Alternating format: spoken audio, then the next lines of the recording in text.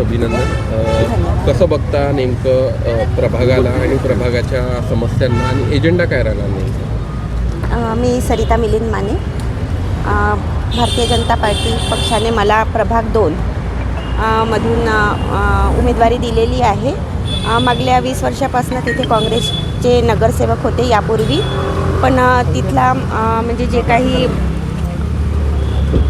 विकास व्हायला पाहिजे तो झालेला नाही आहे. कारण आम्ही पूर्ण सर्वे केलेला आहे तिथे.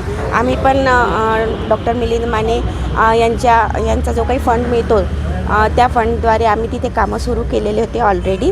त्या माध्यमातून आम्हाला तिथला विकास म्हणजे बराच अपुरा आहे तिथे.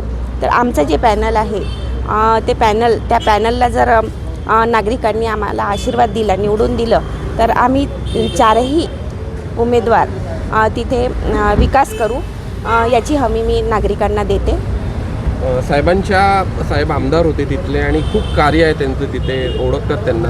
अशा त्यांचा अनुभव कामी येईल का या संदर्भात? निश्चितच येईल. त्यांनी ते जेव्हा 14 ते 19 आमदार होते त्या पिरियडमध्ये त्यांनी बराच फंड दिला होता तिथे. त्या माध्यमातून तिथे आधी कामं झालेले आहेत, पण नंतर मग काँग्रेसचे आमदार आले तर परत तिथे अडथळा आला.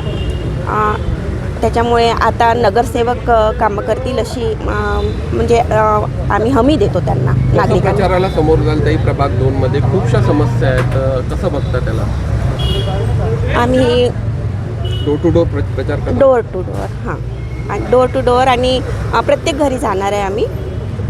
आमचा प्रचार तसा सुरू झालेला पण आहे. प्रचार म्हणण्यापेक्षा आम्ही जेव्हा नगरसेवक नव्हतो तरीसुद्धा आम्ही कार्यक्रम भारतीय जनता पार्टीतर्फे जे काही कार्यक्रम होत होते त्याच्या थ्रू आम्ही नागरिकांमध्ये जात होतो आणि ते कार्यक्रमाच्या माध्यमातून आम्हाला तिथल्या समस्या कळत गेल्या.